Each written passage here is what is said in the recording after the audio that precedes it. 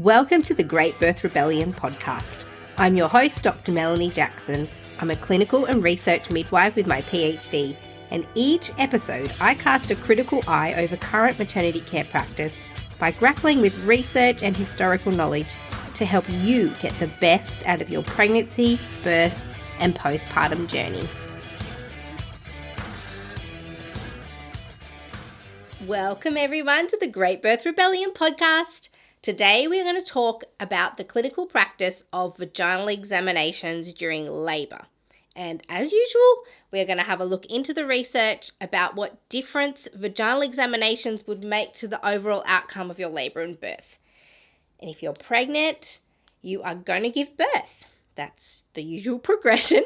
And if you're planning a vaginal birth, your care provider is probably going to offer you a vaginal examination during your pregnancy perhaps, or your birth.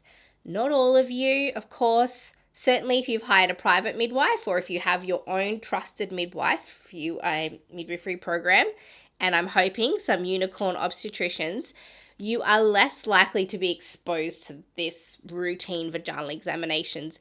But the rest of you really need to listen up because vaginal examinations in birth have become routine. They are almost impossible to escape. And before we start this conversation, there is something else that you should know. You know, this online process of sharing information through the podcast is great. It makes high quality information available and accessible, and you can listen anytime.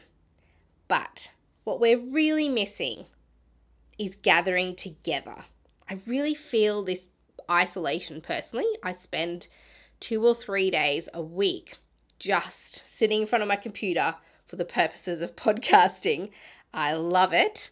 I absolutely will always keep doing it. But what I really crave is seeing people in person. And I know this podcast is making a difference because I get messages every day. What I actually want to see is people in real life. Because there's a connection and oxytocin that happens when you actually meet people in person. You don't get that from sitting in front of screens and interacting over social media. Please don't stop interacting on social media. I do love hearing from you all. So what I want to tell you is that there is an opportunity for us all to get together to do this thing. I've planned an event and you are all invited. It's called the Convergence and it's happening in Sydney, Australia at the International Convention Centre, which is in Darling Harbour, pretty much like a holiday destination. And I ran this event last year too. We sold out the venue. There was standing room only. So this year we booked the ICC, which has all the room that we need to spread out. It can fit thousands of people. I hope we get thousands. I'm not expecting thousands. But there's so much room. We can get comfortable and settle in for a weekend of absolute replenishment. I'll be there, and I've handpicked some really high quality speakers to also come and speak with us. So you can learn from the best. Be with people that have a similar mindset and intention to you. The whole conference is centered around loving you and making sure that you have the best time ever. Now, I could talk about it for ages because last year we surveyed the attendees and 100% of the ones who responded to the survey said they would definitely, yes, come again, no doubt about it. In fact, I lost track of the amount of times at the conference, at the Convergence, that people told me that it was the best conference they had ever been to. So this Convergence is for you if you're interested in having a great birth or if you support women to have great births, if you want to expand your knowledge. The Convergence is for birth workers, midwives, doctors, women, students, their families, anyone who is interested in learning more. You will be with like-minded people, part of the rebellion, but in real life. I'll be there for the whole event. I'm emceeing it, organizing it, making sure it's amazing. Early bird ticket sales end in May 2025 this year. So this conference does run every year. The Convergence will run every year. So even if you're listening to this episode in a back catalogue, go to melaniethemidwife.com because all of the information will be there, whether you're going to come this year in 2025 or whether you want to come another year. I'll put the link for this year's bookings in the show notes anyway. What I'm trying to say is I'd love to see you there in person. You're invited. Come converge with the rebels in Sydney, Darling Harbour. All right, let's get into it. Vaginal examinations during labour. Oh, what I really, really want to say straight up here is that when you look at the research on this topic and realise that collectively, vaginal examinations and how they relate to outcomes have been studied only over a few studies with like a collective total of about 750 women across all of the studies collectively. Like, I wish I was joking. I wish I could say that this intervention is studied heavily, that every woman gets vaginal exams based on sound evidence. But it's just not true. Medical management of birth has normalized and groomed women to accept vaginal examinations. When we go to have our babies, we just assume that somebody, probably multiple strangers, are going to put their fingers in our vagina, not because we need it, but that's just how medical care is set up. It's not evidence-based. Somewhere along the line they decided they need to know how dilated every single woman was, but there's no evidence to suggest that routinely giving women vaginal examinations is going to improve the outcomes of their labour and birth. In fact, through this episode, you'll see that it may actually make outcomes worse. Okay, that is my early rant. I'm actually declaring my position early on. In so many episodes, I kind of lay out all the research and let you make your own conclusions, but I'm feeling very strong and confident about this particular topic, vaginal examinations. I actually cannot believe that it's gotten to this point, that women have become so groomed and it's become so ingrained in the birthing culture that we expect people to put out their fingers in our vaginas while we're in labour. So all of this begs the question, are they really that important? Why is every woman being offered them, and often many of them? And will it change anything if you've had vaginal exams through your labour? So that's what I want to talk about today, because I can tell you now that midwives and doctors, if you are listening, women don't really want these vaginal examinations. We don't. If we're honest, we would rather do without them. Women will often accept them if there's a really good reason for them, and you'll hear later on in this episode that there are some times where we can get information from a vaginal exam that's really valuable and does change the strategy that you might use for your labour and birth. Either way, we really don't want them. We'll tolerate them, but only because we've been led to believe that we actually need them and that they're important. So women out there, if you're getting ready for your birth, and if you're support people, your care providers, today we're talking about vaginal examinations, and I'm going to start right from the beginning. What is a vaginal examination? What's your care provider looking for? Why have you been offered them in the first place? Is there any research that supports their use, considering that they're so routine? And I will let you know sometimes that a vaginal examination might be beneficial. I'm not throwing these out completely. I'm just saying routine vaginal examinations where just everybody gets them as usual care is really inappropriate because there's not a lot of evidence. But there are times where they might be useful and where you might want one. You know, that is another really good reason to have a vaginal exam. If you think, I really want one, I really want to know what's going on in there, that's completely up to you. So what is a vaginal examination? So your care provider will call it any number of things, and you might not even realize what they're saying until the next minute there are fingers inside your vagina. So a vaginal examination will always require your care provider put 2 fingers deep in your vagina so that they can find, assess, and measure your cervix. But that's not always how it will be described to you. So you can consent to this and allow it. Yes, it's absolutely your choice. Or you can say no. So you can always say no.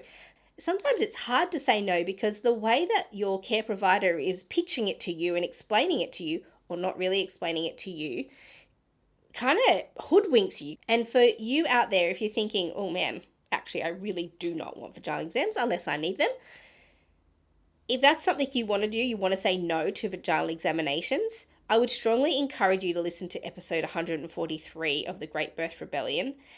It's about declining medical recommendations, and that will give you some strategies on how you can hold your ground on this, because there will be strong pushback if you decide you're going to decline vaginal examinations.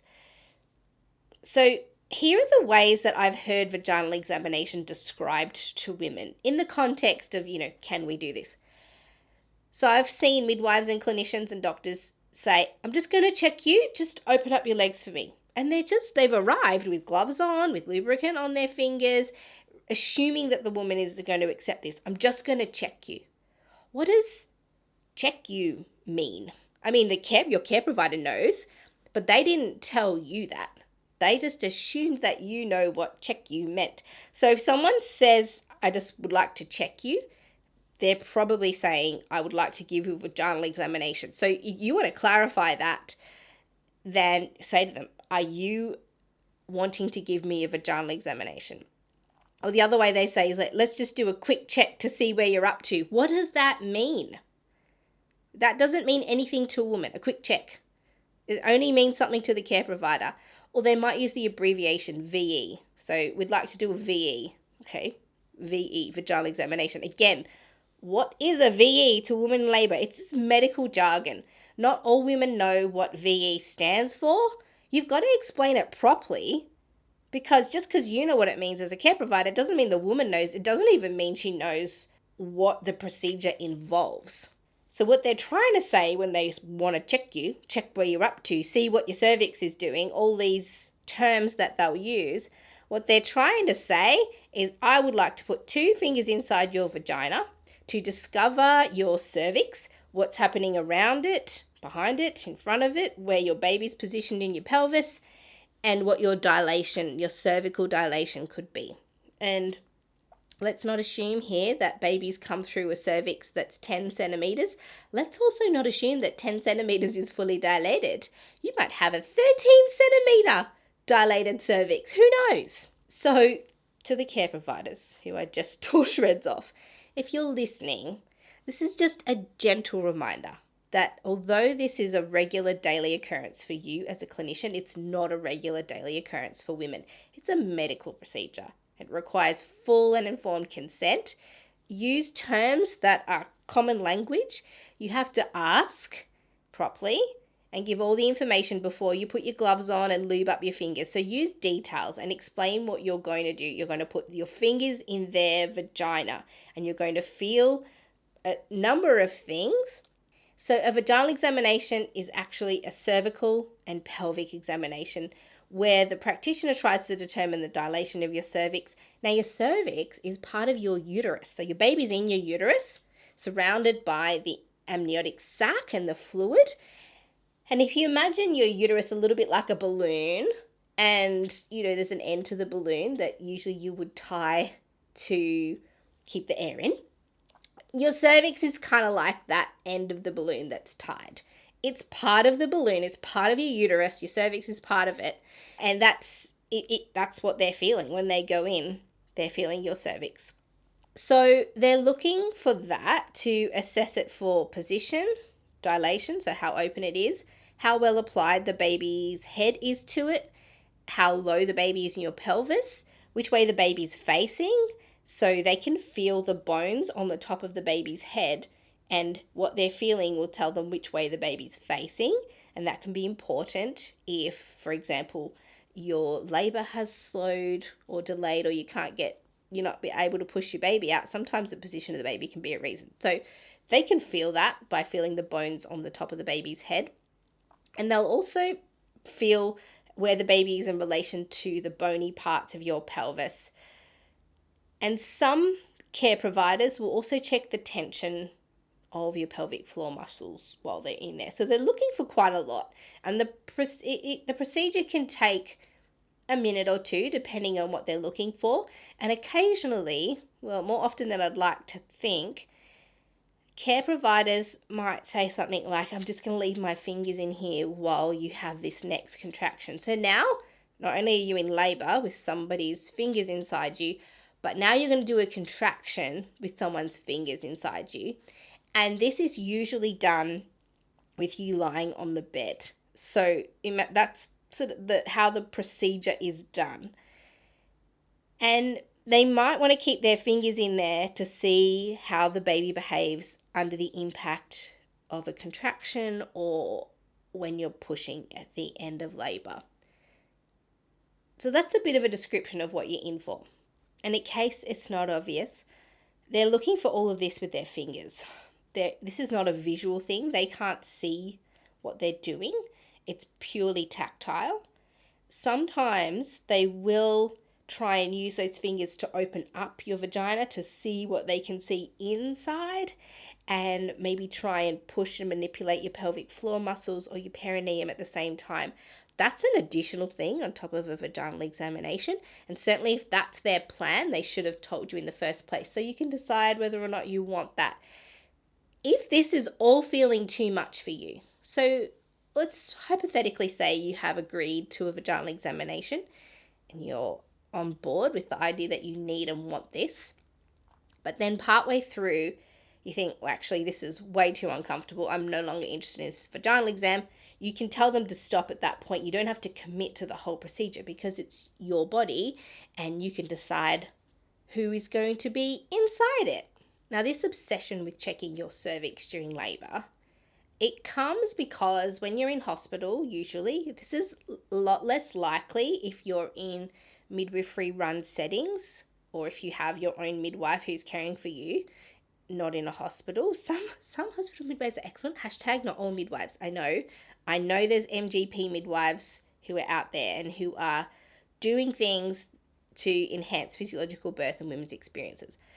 Just know, I know that. I get messages all the time. Not all midwives. I know, not all midwives. But women who are listening to this podcast, very few of them are going to have access to the type of midwife that you are. So they need to know what they could be up against. I hope I'm giving the worst case scenario, but from the messages that I get about the experiences that women are having, I'm going to suggest that this is way more common than you think.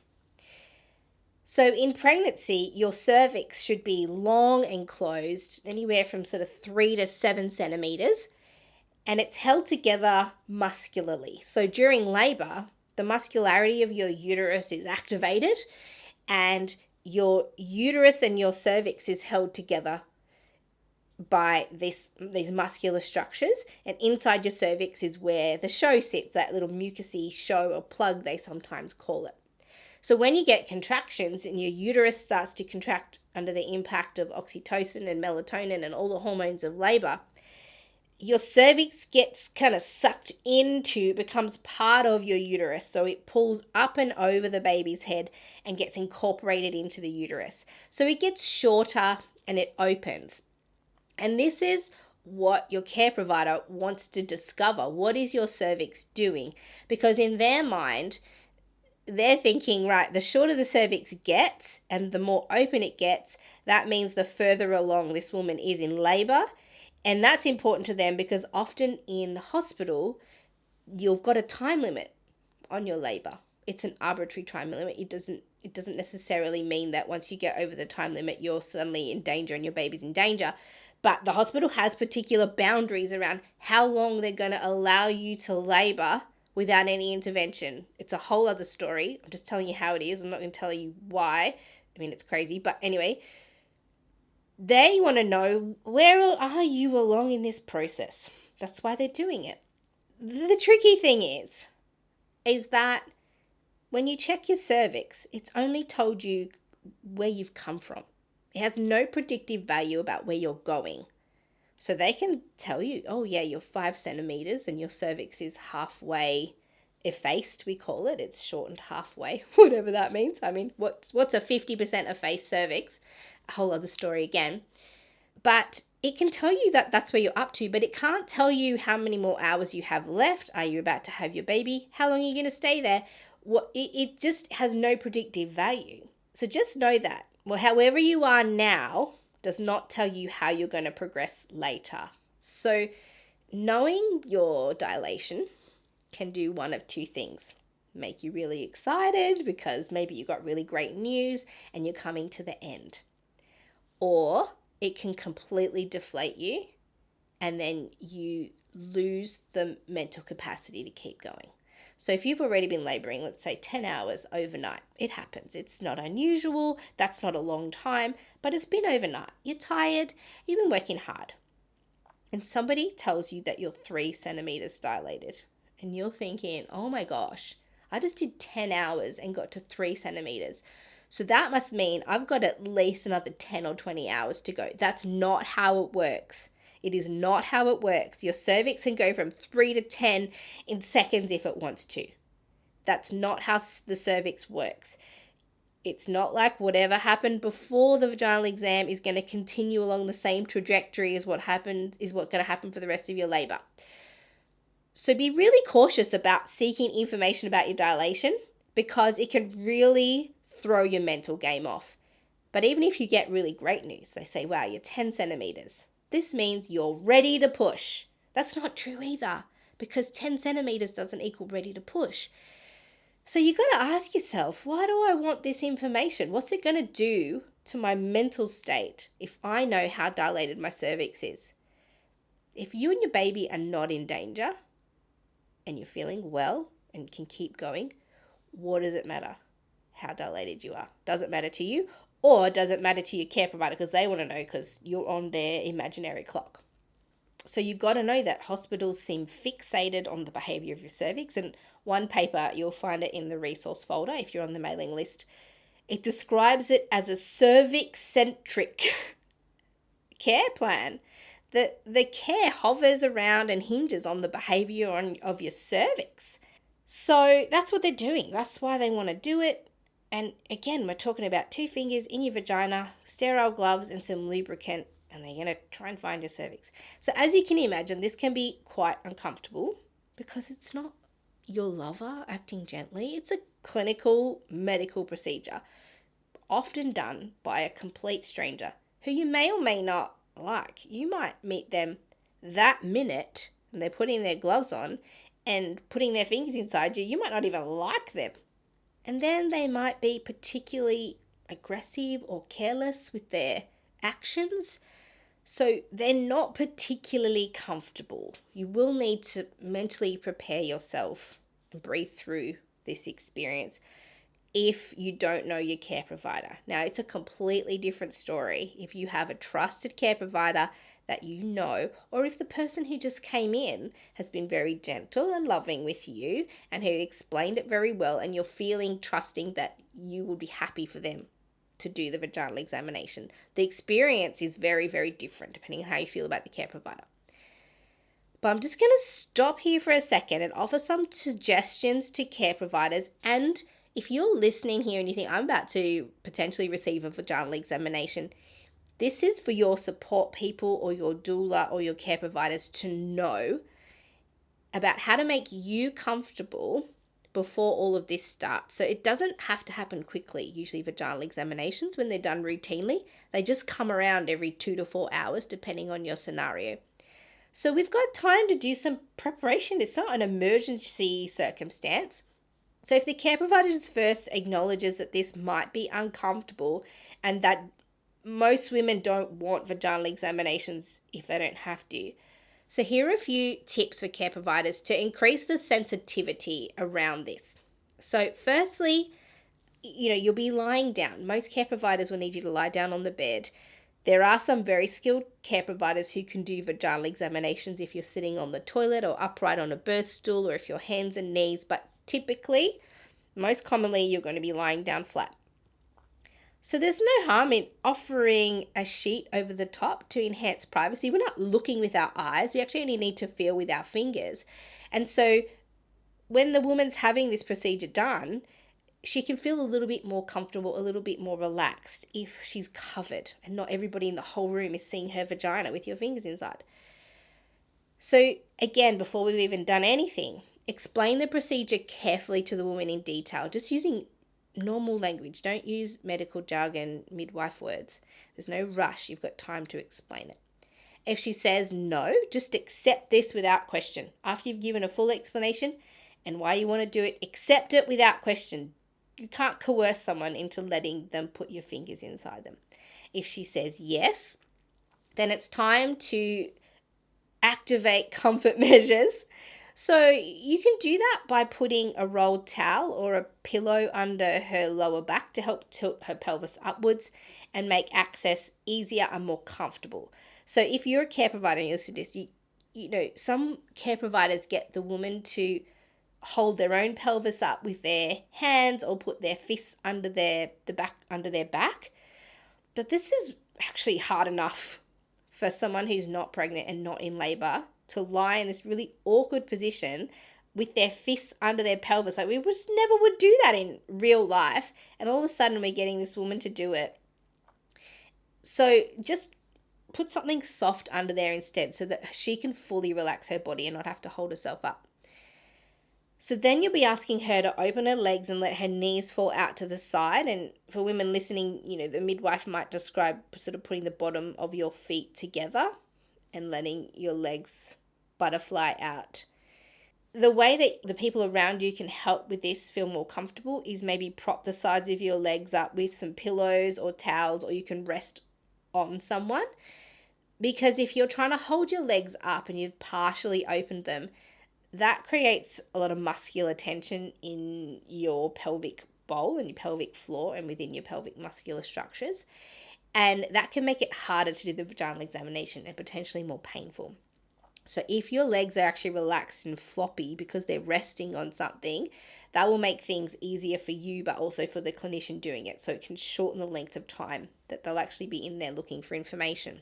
And ideally, this would be done between contractions. So they're not doing it while you're having a contraction, depending on why they're doing it. So sometimes a vaginal exam will be done because they've been seeing you push for a long time, maybe over 2 hours, and they're not seeing any progress. The baby's not dropping down and coming out after 2 hours, or depending on what time they're looking at or working with. And so your clinician might say, okay, I'm going to leave my fingers in here while you have this contraction because I want to see how far the baby moves down when you do have a push or when you do have a contraction. And it can be a sign for them. If you're having good, strong contractions and then they ask you to push and you do that, and they're not feeling the baby move at all, there could be some signs that the baby is not coming through the bony pelvis, for example, or it's been held up some other way. Sometimes if the cord's really tight, it can give them some information, but that's not usual practice. That's sort of used as a diagnostic tool. And again, it would have to be with your full consent. So you being comfortable and getting comfortable is the first step in this vaginal examination comfort and etiquette, and just creating emotional safety. It's a sensitive procedure. Are there other people just standing around watching this process? Has it been a total stranger? Maybe you could ask the woman to select which one of their care team would you like to do the vaginal examination. That can help make it less bad for the woman. Remember, just assume they don't want them and that they're uncomfortable. So what can you do as a care provider to make this more comfortable? Now, this idea of comfort being attached to trust and the feeling of safety, it's in the research, certainly. What we know from the research about vaginal examinations and women's experience of vaginal examinations is that when they're in a continuity of care model, so there's a relationship built with their care provider who they trust and who's with them and gentle with them, that they're less likely to have negative experiences around vaginal examinations. And they won't hurt as much. Certainly on the rare occasions that I do vaginal examinations, I mean, I'm talking years between vaginal examinations sometimes, is that because I don't do them routinely, I only use them, I reserve them from when I think there's actually a problem that needs investigating. And I know all of my clients very intimately, and they're in their own homes. And obviously I do all those steps that I just mentioned, and they're fully aware of why I'm doing it and what it's for. They rarely describe them as painful. And I don't really want the woman to feel that it's uncomfortable. So I'm a bit of an over-checker in vaginal exams. I'm just constantly asking them, does this feel okay? Are you feeling uncomfortable? if you need me to stop, just let me know. Like, I'm really kind of overcautious, and I do try and be as gentle as I can to get the information that I want. I've seen care providers just like really ram their hand in there and be super aggressive and, just be gentle, go slow. There's no need for this aggression that I, for some reason, witness with vaginal examinations. So if the woman is experiencing pain through a vaginal examination, it's probably because you're either being too rough or because they don't feel safe and comfortable with you. So just a bit of preparation to maybe try and prevent and mitigate that. There is some brilliant research that I read in preparation for this episode. The full paper is in the resource folder for those of you who are on the podcast mailing list, and it's called Exploring Women's Experiences, Views, and Understandings of Vaginal Examinations During Intrapartum Care.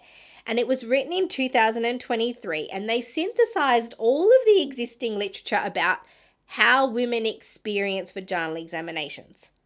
And I think this should be essential reading for anyone who is performing a vaginal examination, so that you can understand what the woman is experiencing when you're doing it.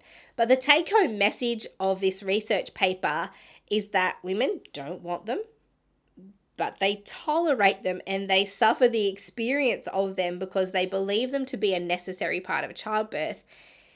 And the problem with that is that most of the time they're not necessary. As I said, I've gone years between vaginal examinations at times in my clinical practice.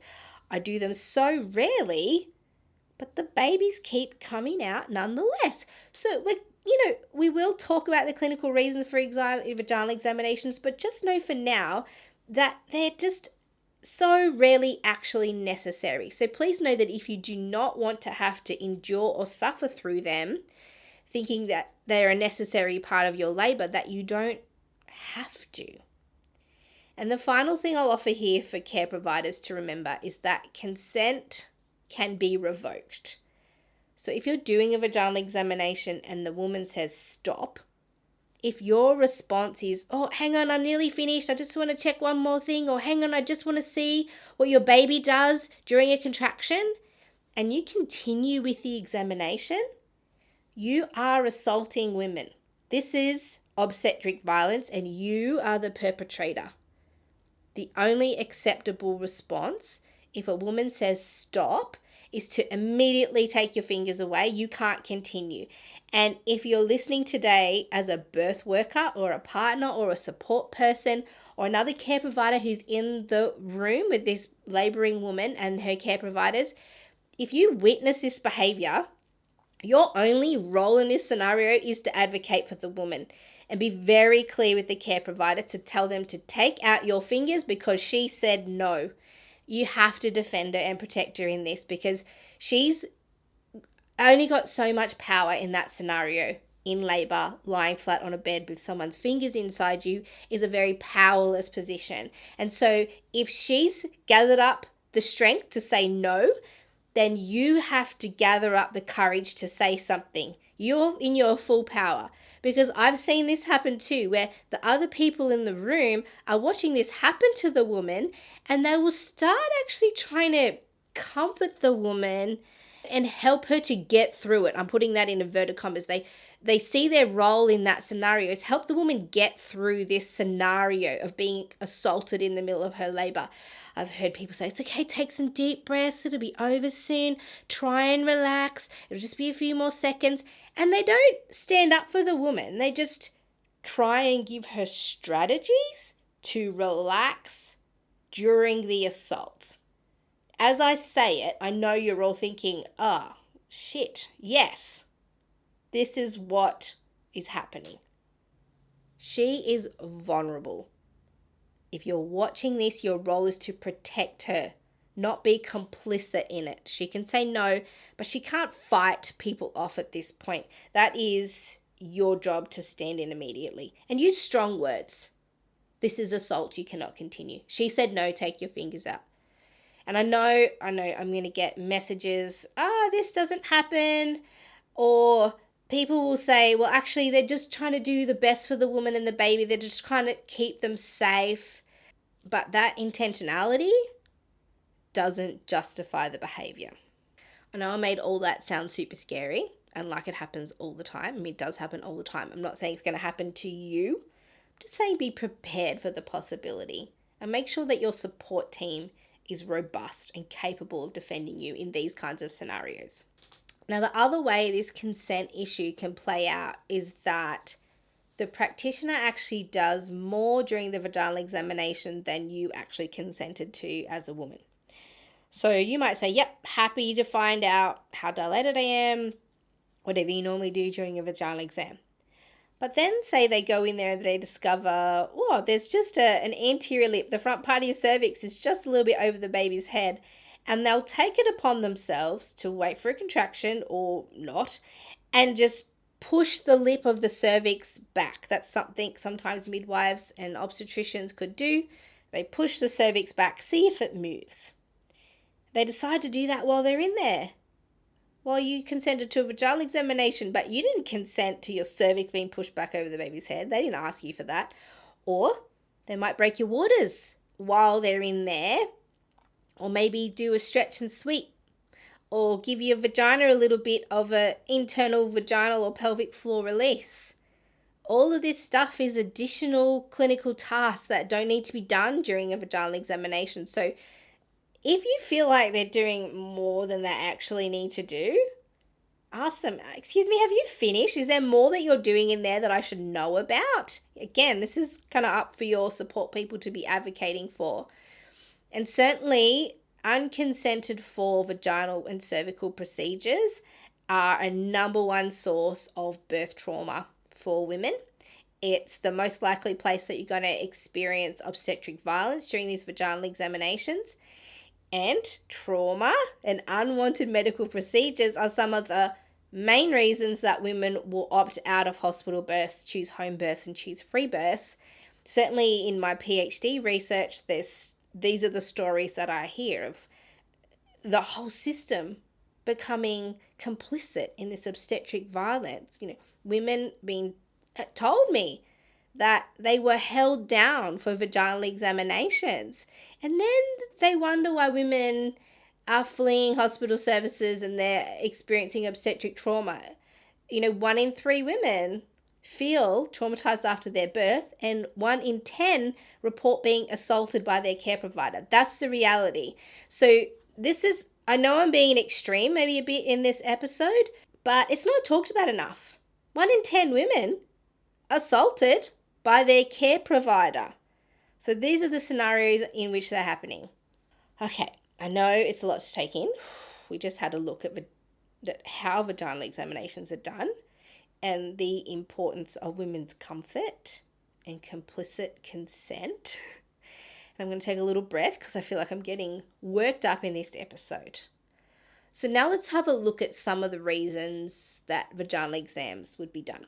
So we'll start with a hospital setting. That's where most of you listening are going to be giving birth. So when you arrive at the hospital, it's pretty universal practice that you'll be getting a vaginal examination if you're getting contractions and you're full term. So the vaginal examination becomes like a gatekeeper for a method of women to get access to the hospital and to midwifery care. And then depending on what your cervix is doing, that determines whether or not you can stay at the hospital, whether or not you can go to the birth unit, whether they put you in the antenatal unit with 4 other women in your room. So this all hinges on the behavior of your cervix and the wellness of you and your baby, of course. But it's not reliant upon your emotional care and your need for early labor care. So what often happens is women will arrive at hospital. Maybe they've had a long early labor and they're tired and they actually want midwifery care. And a vaginal exam will be done and they say, you're not in labor. You can't stay here. So this is like the gatekeeping process for whether or not you are allowed to access the birth unit. So they're not thinking, what are the needs of this woman in labor? It's clear that she needs a sleep, or she needs comfort, or she needs another assessment, or she needs reassurance. They're just thinking, we can't look after you here until you are past 4 or 5 centimeters. So that'll be your first exposure to a vaginal examination. Again, you can completely decline that. Now, please know that this admissions process, this gatekeeping process of doing vaginal examinations to get into the birth unit, is in no way, although it's embedded in maternity care culture and routine and policy, it is in no way on any planet, I can't even work out a good reason to do it, supported in any research. They're a non-evidence-based tool. It's a triage tool, really. It's not a clinical tool. And these vaginal examinations that are done routinely will cause more harm than good. They're helpful for diagnosing labor dystocia or malposition, cord prolapse, potentially, because you can see those even without a full cervical check. Sometimes it helps with the diagnosis of dystocia or malposition, but it doesn't change things. What we also know, when we do these things, the midwife or the clinician will be so confident. Okay, yep, you're 6 centimeters and 50% effaced, or whatever positions they're talking about. What we actually know about vaginal examinations is they're only ever accurate, and the research varies a little bit, but 48 to 56% of the time they're accurate. So only half of the vaginal exams that are going to be done at any one time are actually deemed to be accurate. So if you're out there as a student, you're thinking, how do they know? Half the time they don't know. They're just potentially making it up. So just putting it out there, it's a flawed assessment system. And also, if anyone's read anything on Ina May Gaskin, who, by the way, is a speaker at the Convergence this year, she talks about the cervix as a sphincter. You won't read that anywhere else. This is Ina May's idea. She talks, but it's supported by observation. The cervix as a sphincter, a little bit like how your rectum is. So she believes, and it's muscular, so why not?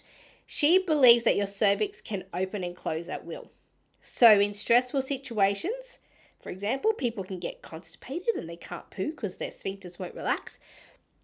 So it is with the cervix, that it's able to open in a safe place, in an ideal environment where women feel safe and they think, yep, ready to let my baby out in this scenario. This feels safe and appropriate. Ina May is saying in situations, for example, where women don't feel safe or where they don't feel like they're supported to give birth safely, their cervix will either not open or it can open and close. So if you're thinking, it's not like a linear opening. Medical textbooks and today's language around the behavior of the cervix is that it will go from closed to open. There's no backing and forthing. I don't know that that's completely true. Ina May believes that it acts more like a sphincter. And there is no evidence to support the use of routine vaginal examination.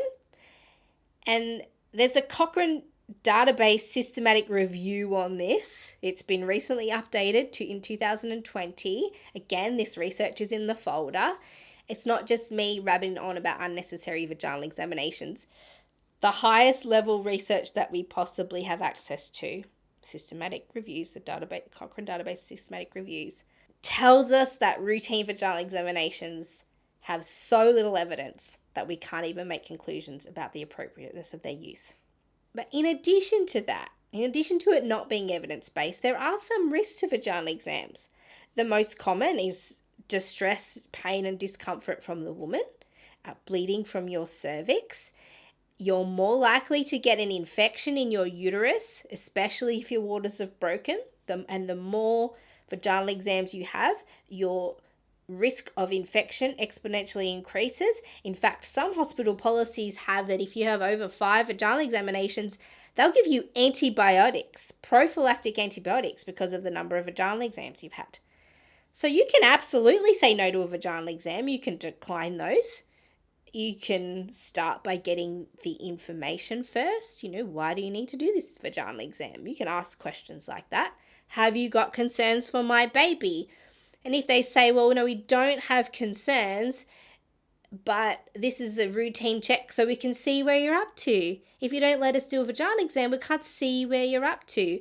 Now, the reason they need to see where you're up to, and what they mean is how dilated cervix is, is they want to know, like, how much longer is this woman going to be here in labor having her baby? Because we have a mental time limit on how long we're going to allow, in inverted commas, allow her to labor here. So they need it for their own workflow, but you don't need it for your labor. Your labor is going to progress how it's going to progress whether you have a vaginal exam or not. So most of the time, you're being offered a dilation check, a cervix check, because they want to check how you're progressing. Are you getting closer to having your baby or not? There's not actually anything wrong with you. It's just vaginal exams are system-centric. They focus around the needs of the system. They don't focus around the needs of the woman. There are some reasons why a vaginal exam would benefit you. So if I think of the times that I've used them at home, there was a baby ages ago now, probably 12 years ago. This is how far back I'm going to remember the handful of vaginal examinations. But I was listening to the baby's heartbeat and it was starting to drop. And I thought, whoa, if this is the baby's heartbeat and the woman is 3 centimeters dilated, we've got an emergency on our hands and it's time to transfer.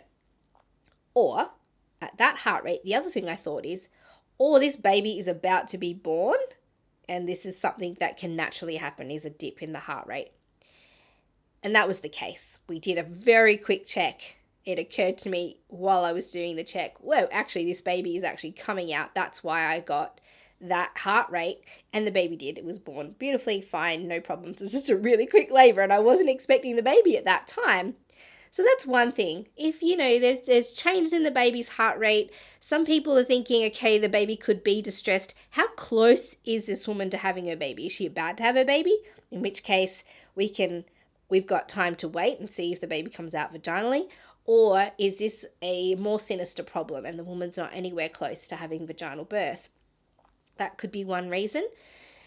Cord prolapse, if you suspect a cord prolapse, very, very rare. If the woman's waters break on their own and the baby's head down, it's a super rare circumstance this is going to be a cord prolapse. Certainly, though, that's something you can check, but it wouldn't require a full vaginal examination, not full fingers in the vagina. That's usually you can visualize the cord in the vagina without even putting your hands in there or outside of the vagina. And the other reason that vaginal examinations can be helpful is if the woman seems to be experiencing labor dystocia. So I'm not going to explain dystocia too much, but basically it's some delay in the progress of the baby moving down and out, and it can be a bony issue or a positional issue with the baby. And in that case, a vaginal examination can help determine the baby's position. So the take-home message here is that routine vaginal examinations are not actually beneficial and can be more damaging than do good for the woman because it, as I said earlier, can change their mental headspace. So routine vaginal examinations are only beneficial to the processes and desires of the system and of your care provider and the hospital policies. They're not actually beneficial to you as a woman, unless of course you want one. If you need to know where your cervix is up to in order to mentally keep going in your labor, or, you're thinking about having pain relief and you think, how much longer have I got? If I'm 9 centimeters, I'm not going to have pain relief. But if I'm 3 centimeters, maybe I'm going to consider it. So it's a tool that you can use in the context of decision making and and to help enhance your experience. But if you don't want one and there's nothing wrong, you don't have to accept the routine vaginal examinations. And the Cochrane review that I was just talking about vaginal examinations, again, it's in the resource folder if you're on the mailing list, specifically said that decisions shouldn't be made based on cervical dilation or on how long the labor's going. It should always be made on how well the woman and baby is. So this is just a clinical assessment tool that we can use to help make decisions, clinical decisions not used routinely.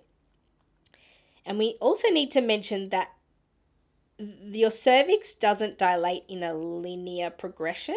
So, at the same rate and pace. So if we're looking at the line, it doesn't just go up in a straight line. There are plateaus in cervical dilation.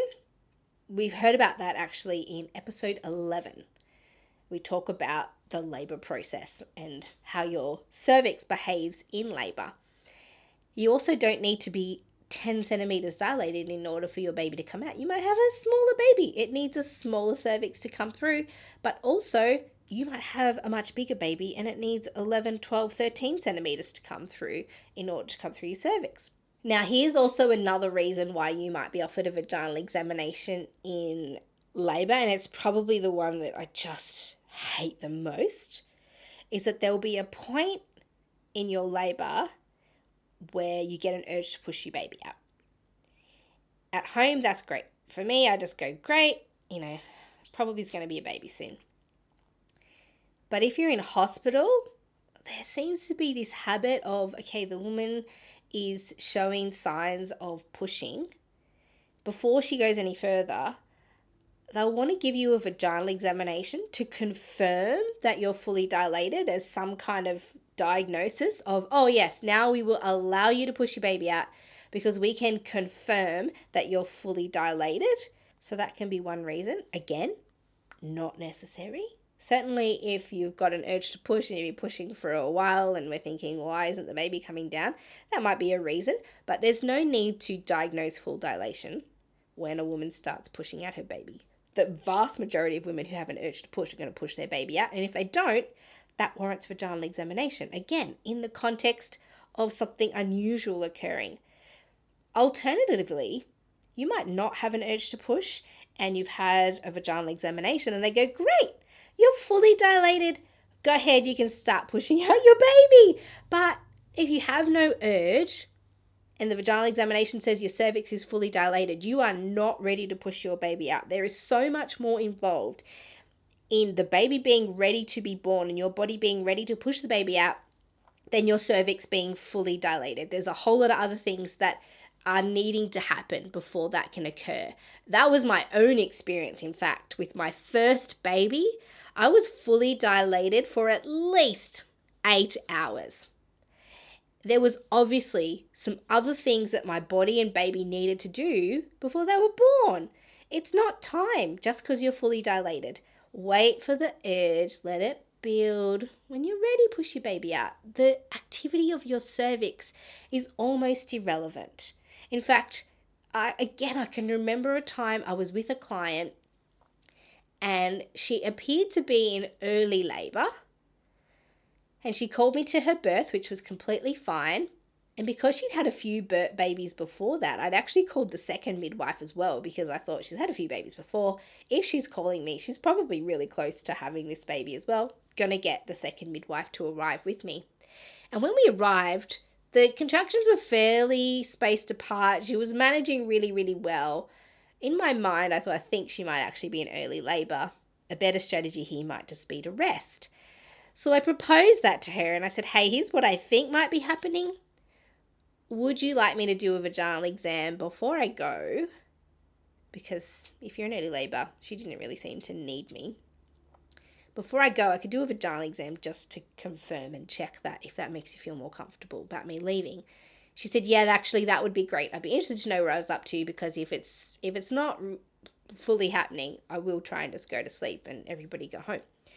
So I did a vaginal exam and she was 2 centimeters dilated. And at that point, she was only getting contractions every 10 minutes. So I packed up, got in the car, and I got a call from her husband about 5 minutes down the road, or maybe even 10 minutes down the road. And he said, I think you need to come back. And so I did a big U-turn, went straight back up the mountain. And I was only 10 minutes from her house at that point.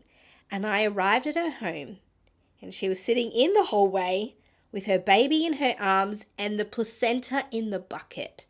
And I said, well, what happened? And they said that the phone call that her husband made, she had this huge contraction. And she said, I felt like my cervix fully dilated. And then just prior to my arrival, she had another contraction. And in that contraction, the baby was born completely, followed soon by the placenta.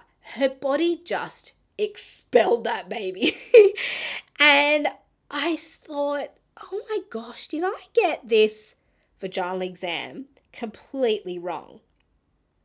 And she said, no, I think my cervix went from 2 centimeters to fully dilated in one contraction and my body pushed my baby out in the other. You know, so the cervix and our bodies can do all kinds of things. So to be so obsessed with checking the cervix and linking that to progress, it just seems so counterintuitive. Now, the other thing that we haven't really touched on here is vaginal exams during an induction. Now, I have an opinion about this. Of course, I've got an opinion about this. So vaginal examinations will be routinely done during an induction. And the reason they're doing that is that you're receiving artificial oxytocin. This is a manufactured labor. This labor is being completely medicalized and medically managed. We're already interfering with your body. It's the responsibility of your care provider and the person who's recommended and started this induction to ensure that this process is adequately monitored, because we all acknowledge that there are risks to induction that are in addition to physiological labor. There are some risks to normal labor. And when you add an induction, we all acknowledge, there's no mistake, that there's additional risks to you and your baby. And we've got 2 whole episodes on the risks of induction on the Great Birth Rebellion podcast. So, in that more risky scenario, it's the responsibility of your care provider to be monitoring and mitigating those risks. Having a long, drawn-out induction, it increases the risks of things going wrong because of that induction. And so if your body's not responding to the induction with your cervix dilating and the baby moving down in your pelvis and the contractions acting effectively on your body, then you are increasing the risk of things going wrong. And so your clinicians are really interested in understanding, is your body responding to this induction? Is this going to be an appropriate way and a safe way to help get your baby out?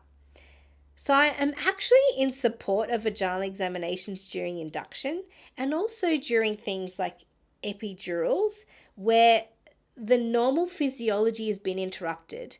Now we need to know, is this impacting on the woman's body's ability to function properly? Because when you interrupt physiology, you interrupt normal function. So now we do have a very good reason to check. Is all these things that have been done, the epidural, the induction, whatever other interventions have been applied, are they affecting the woman's physiology? Because if it is, something needs to be done. We can't rely on physiology. You know, physiological labor, uninterrupted labor, you can trust most of the time that woman's body's going to work. But you can't do that when you've intervened in that process. You have to micromanage it. Even knowing that, though, you might want to decline vaginal examinations. That's completely up to you whether or not you want to have them. In the same way that if you're having a physiological birth, you might want to accept all the vaginal examinations, even if you don't have any medical reason for them. I'm not saying accept vaginal examinations in some and not others. This is just information that you can use. If you really feel like you don't need one, there's a lot of justification as to why that would be a clinically fine thing to decline. And even if it's not clinically fine, you are welcome to decline these things. But I do think there's a place for them at times. And that's where we use interventions when they're needed. And don't use them when you don't need them. So today I've explained to you how a vaginal examination is done, some of the reasons why they'll be offered to you, the fact that checking your cervix and knowing what your cervix is doing seems to be linked in the mind of your hospital clinician and hospital policy to your progress in labor. That's not necessarily true, but that's how they're thinking. And so cervical examinations are for the benefit of the system and of the care provider and for the triaging and workflow of the hospital. They're not necessarily beneficial for you. Unless, of course, there's a very good reason for checking in if there's a problem, if there's been an interruption in the labor, if you want one, and as a diagnostic tool.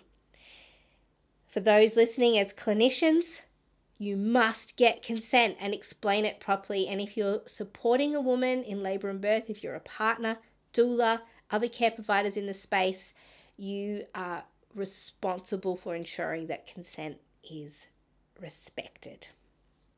That's been today's episode of the Great Birth Rebellion podcast. And as always, if you want the research papers for every episode that I make, then just sign up for the mailing list for the podcast. The link is in the show notes below, and it'll be sent to your email. And then you can read this stuff for yourself. I will see you in the next episode of the Great Birth Rebellion podcast. To get access to the resources for each podcast episode, join the mailing list at melaniethemidwife.com, and to support the work of this podcast, wear the rebellion in the form of clothing and other merch at thegreatbirthrebellion.com. Follow me, Mel, at Melanie the Midwife on socials, and the show at The Great Birth Rebellion. All the details are in the show notes.